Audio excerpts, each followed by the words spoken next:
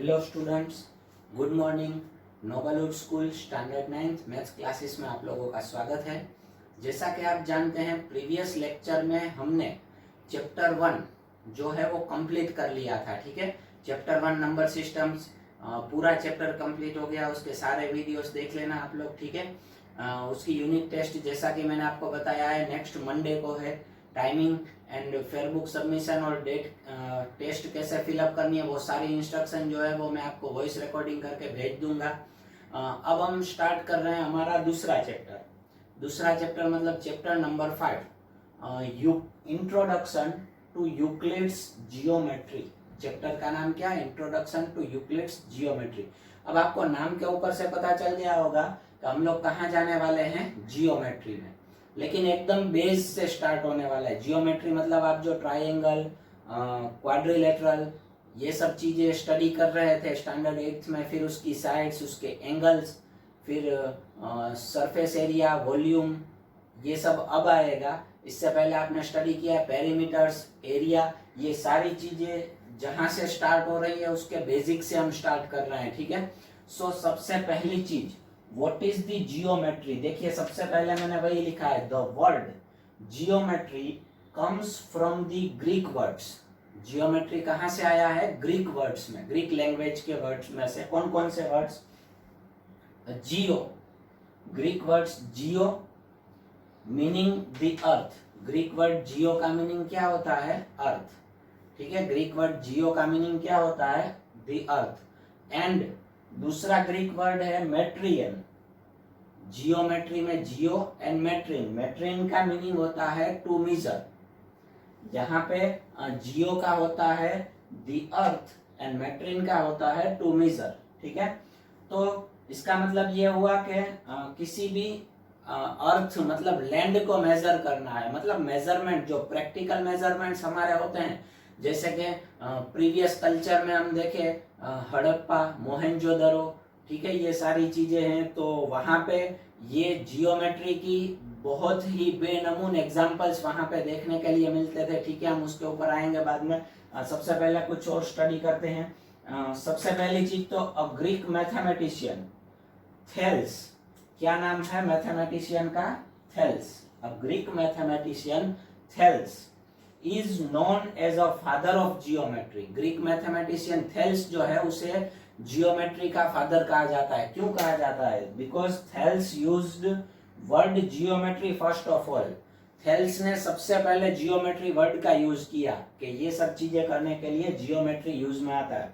फिर उसके बाद थेल्स का एक मोस्ट फेमस प्यूपिल मतलब स्टूडेंट था, उसका नाम क्या था? पाइथागोरस। पाइथागोरस को आप सब जानते हो, स्टैंडर्ड 8th में आपने पाइथागोरियन ट्रिपलेट स्टडी की है। ठीक है, थोड़ा सा उसके बारे में डिटेल में हम यहाँ पे स्टडी करेंगे। सो पाइथागोरस जो है वो थेल्स का स्टूडेंट था। फिर उसके बाद Pythagoras and his group discovered many geometric properties. Pythagoras और उसके ग्रुप ने भी जियोमेट्री में बहुत सारी थियरीज जो हैं वो डिस्कवर्ड की है। ठीक है, वो किसका स्टूडेंट था? थेल्स का। ठीक है, अब उसके बाद इन एंशिएंट इंडिया, ये हमने Greek mathematician Thales and Pythagoras की बात की, तो इंडिया भी उसमें पीछे नहीं है मैथमेटिक्स में। इन एंशिएंट इंडिया सुलभासूत्रस एक बुक थी, where the manual of geometrical construction. Geometrical construction करने के लिए एंशिएंट इंडिया मतलब पता है ना, जो पहले का टाइम था उसमें जो इंडिया में होता था, उसमें सुलभासूत्र करके एक बुक थी। उस बुक का यूज जो है वो जियोमेट्रिकल कंस्ट्रक्शन के लिए किया जाता था। कब की बात है ये? 800 before Christ to 500 before Christ. मतलब ये जो हम साल हमारे होते हैं, ठीक है, मतलब अभी 2021 चल रहा है, ये स्टार्ट हुआ उससे पहले, मतलब आज से कितने साल पहले की बात है? 2000 ये हुए और 800 ये 2800 इयर्स पहले की बात है, तब ये यूज होता था। उस टाइम पे जब कोई कुछ जानता नहीं था मैथ्स के बारे में, तब इंडिया में यूज होता था। इन दिस चैप्टर, अब हमें इस चैप्टर में क्या करना है? We shall discuss Euclid's approach to geometry. हमें यूक्लिड का अप्रोच जो है वो जियोमेट्री के बारे में उसकी डिस्कस करनी है। And shall try to link it with the present day geometry. अब और उसके बाद उसे प्रेजेंट डे जियोमेट्री के साथ लिंक करने की ट्राई करनी है। ठीक है, सो आपको अपनी फेयर बुक में ये सब कुछ लिखना है। ठीक है, टॉपिक वाइज चैप्टर का नाम देके जैसे हम प्रीवियस लेक्चर में स्टार्ट करते थे वैसे ये नोट्स हैं, इसमें से 1 मार्क्स में भी क्वेश्चंस पूछ सकते हैं। ठीक है, क्लियर है? तो ये सब कुछ आपको अपनी फेयर बुक में कंप्लीट करना है। उसके बाद आगे का मैं पहले लिख लेता हूँ, फिर उसके बाद वीडियो कंटिन्यू करते हैं।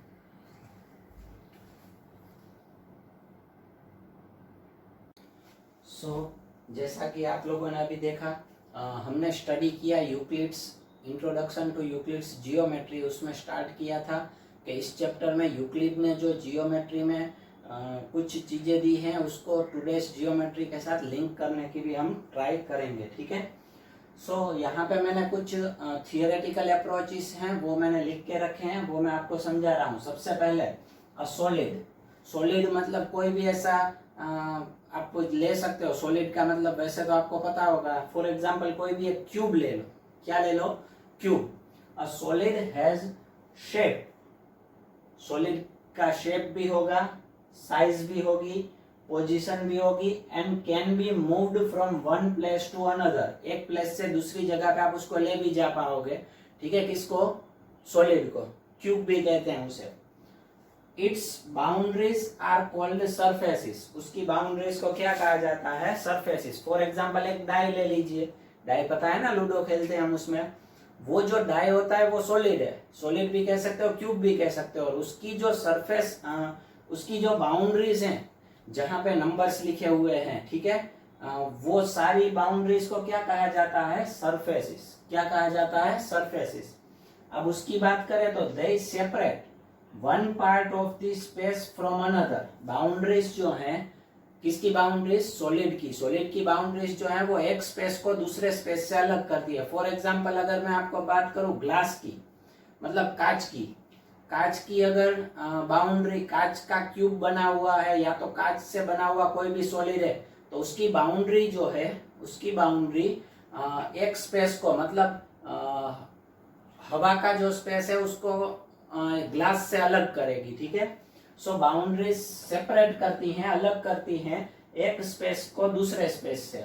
And are said to have no thickness. उनके पास थिकनेस नहीं होती। क्या नहीं होती? थिकनेस। देखिए सॉलिड के पास तीनों होते हैं। ठीक है, सॉलिड के पास थिकनेस होती है लेकिन उसकी बाउंड्री के पास थिकनेस नहीं होती। क्लियर? उसके बाद आगे जा रहे हैं हम। The boundaries of the surfaces are straight lines.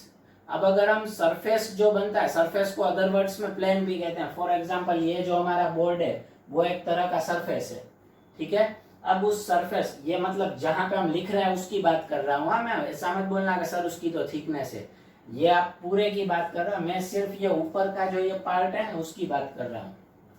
ठीक है, सो उनकी बाउंड्री जो होती है, सरफेस की boundaries, the boundaries of the surfaces are straight lines. उनकी बाउंड्री क्या होती है? Straight lines. देखिए ये स्ट्रेट लाइन है, ये भी स्ट्रेट लाइन है बाउंड्री, ये भी स्ट्रेट लाइन है, ये भी स्ट्रेट लाइन है। ठीक है, 4 स्ट्रेट लाइन है।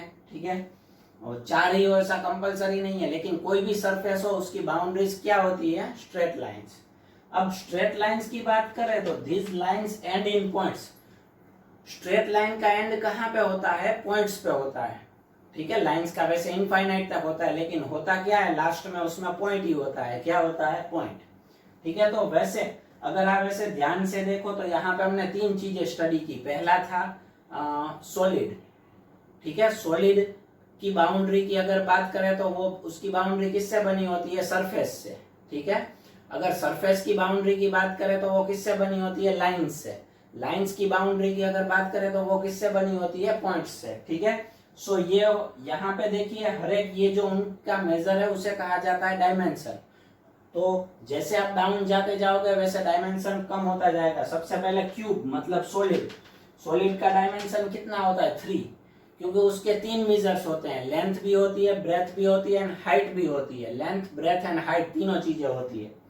फिर सरफेस की बात करते हैं, प्लेन की, तो प्लेन हैव नो थिकनेस। ठीक है, तो उसके बाद उसके पास लेंथ एंड ब्रेथ होती है, हाइट नहीं होती। सरफेस, उसका डायमेंशन क्या होगा 2। फिर लाइन, सिंगल लाइन, लाइन में सिर्फ लेंथ ही होगी, ब्रेथ भी नहीं होगी, सो उसका डायमेंशन क्या होगा 1। डायमेंशन मतलब वो मेजर होता है, ठीक है। फिर पॉइंट, पॉइंट जो है कोई भी पॉइंट, उसका डायमेंशन क्या होता है 0 होता है। क्या होता है 0, ठीक है। सो ये देखिए, इसमें से आपको क्वेश्चन पूछ सकते हैं, point has 0 dimension, cube has 3 dimension, surface has 2, line has 1। और ये चीजें जियोमेट्री के बेसिक में है, अगर आप ये समझ गए तो आपको जियोमेट्री समझने में आसानी होगी, ठीक है। ये बेस है, सो इसको क्लियर कर लेना। अब ये हो जाने के बाद हम आगे वापस यूक्लिड पे जा रहे हैं। Euclid road one book, Euclid ने एक बुक लिखी थी ऑन जियोमेट्री, जियोमेट्री के ऊपर उसने एक बुक लिखी थी, उसका नाम क्या था, कॉल्ड एंड एलिमेंट्स। उसे क्या कहा गया, एलिमेंट्स। उस बुक को क्या कहा गया, एलिमेंट्स उसका नाम था। अब एलिमेंट्स जो बुक थी, पूरी बुक जियोमेट्री की, उसके 13 चैप्टर्स थे। Elements has 13 chapters. कितने चैप्टर्स थे, 13 चैप्टर्स, ठीक है। कितने चैप्टर्स थे, 13। अब उसमें से चैप्टर 1 जो था, चैप्टर 1, उसमें यूक्लिड गेव 23 डेफिनेशंस। यूक्लिड ने कितनी डेफिनेशंस दी हैं, 23 बेसिक की। जियोमेट्री का बेस जो है उसकी कितनी डेफिनेशन दी है यूक्लिड ने, 23। अब few of them are given below, हमें यहाँ पे सारी स्टडी नहीं करनी, उसमें से 7 डेफिनेशंस यहाँ पे गिवन है। अब इसको समझना, ठीक है। सेम टॉपिक, ये जो हमने लिया वही टॉपिक है, इसमें और कुछ डिफरेंस नहीं है। सबसे पहली डेफिनेशन अ पॉइंट की, a point is that which has no part. Point एक ऐसी चीज है जिसका कोई पार्ट नहीं है, वो किसी से नहीं बना होता, इट इज स्मॉलेस्ट पार्ट, ठीक है। उसका कोई पार्ट नहीं होता, आप ऐसा नहीं कह सकते कि पॉइंट इससे बना है या उससे बना है। Point is the smallest, point is that which has no part, it is the first one. Second one, a line is breadthless length. Line क्या है, ब्रेथलेस लेंथ है। ब्रेथलेस लेंथ का मतलब क्या होता है, ब्रेथलेस मतलब जिसके पास ब्रेथ नहीं है, वो लेंथ है। लाइन सिर्फ क्या है, लाइन जो है वो सिर्फ एक लेंथ ही है, उसकी ब्रेथ नहीं है, ब्रेथ नहीं है, सिर्फ क्या है, उसके पास लेंथ ही है, ठीक है। सेकंड थिंग, हमें पता ही है लाइन की हम सिर्फ लेंथ ही मेजर कर सकते हैं, ब्रेथ मेजर नहीं कर सकते किसी लाइन की। उसके बाद third definition, the ends of a line are points. Line का एंड कहाँ पे होता है, पॉइंट्स पे होता है, क्योंकि लाइन जो है वो किससे बनी होती है, पॉइंट्स से बनी होती है, वो आपको भी पता है, ठीक है। फिर fourth one, a straight line is a line, a straight line is a line which lies evenly with the points on itself. Straight line जो है ना, वो एक ऐसी तरह की लाइन है जिसके ऊपर बहुत सारे पॉइंट्स होते हैं और वो उसी पॉइंट से खुद ही आगे बढ़ती जाती है। मतलब पूरी लाइन जो होती है वो स्टार्टिंग से लेके एंड तक कहीं पर भी दोनों साइड आप जाओ लाइन में, तो दोनों साइड कंटिन्यूअसली पॉइंट्स आते रहते हैं, इनफाइनाइट पॉइंट्स रहते हैं। कितने पॉइंट्स रहते हैं, इनफाइनाइट। फिर उसके बाद लाइन मतलब देखिए, सबसे छोटा पार्ट पॉइंट, ठीक है, पॉइंट हैज नो मेजर। उसके बाद आती है line, line has major, line के पास लेंथ होती है, ब्रेथ नहीं होती है। लाइन एंड्स विथ पॉइंट्स, मतलब लाइंस जो है, लाइन जो है वो पॉइंट्स से बनी होती है। किससे बनी होती है, पॉइंट्स से। फिर उसके बाद fifth one, a surface is that which has length and breadth only. अब सरफेस की बात आ गई, लाइन की बात हो गई, अब surface is that which has length and breadth only. Surface वो चीज है जिसके पास लेंथ एंड ब्रेथ ही होते हैं, मतलब 2 डायमेंशनल आ गया। देखिए सबसे पहले पॉइंट था, हैज नो पार्ट मतलब 0 डायमेंशनल। फिर a line is a breadthless length, मतलब उसके पास लेंथ है, ब्रेथ नहीं है, so it is a 1 dimensional. फिर उसके बाद आया सरफेस, सरफेस के पास लेंथ एंड ब्रेथ दोनों है, लेंथ एंड ब्रेथ ओनली, इसका मतलब इट इज 2 डायमेंशनल हुआ। फिर उसके बाद 6 one, the edges of a surface, the edges of a surface are line. किसी भी सरफेस की एजिस जो है वो लाइंस होती है। मैंने एक एग्जांपल अभी आपको ये बोर्ड का लेके करवाया, ठीक है।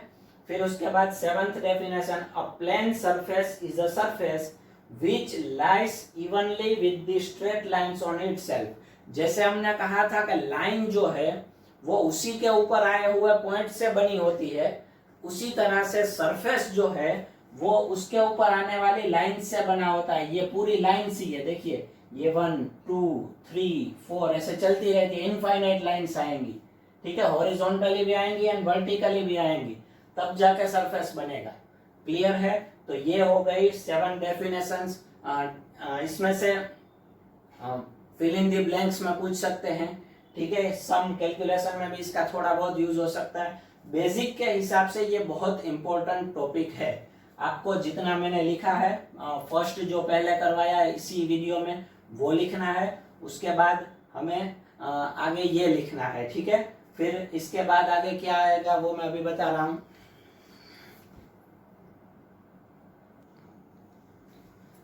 इसके बाद यूक्लिड्स एक्सियोम्स आते हैं, लेकिन एक्सियोम्स जो है वो हम नेक्स्ट लेक्चर में लेंगे, क्योंकि वो जो है वो एक्सरसाइज में भी ज़्यादा यूजफुल होंगे।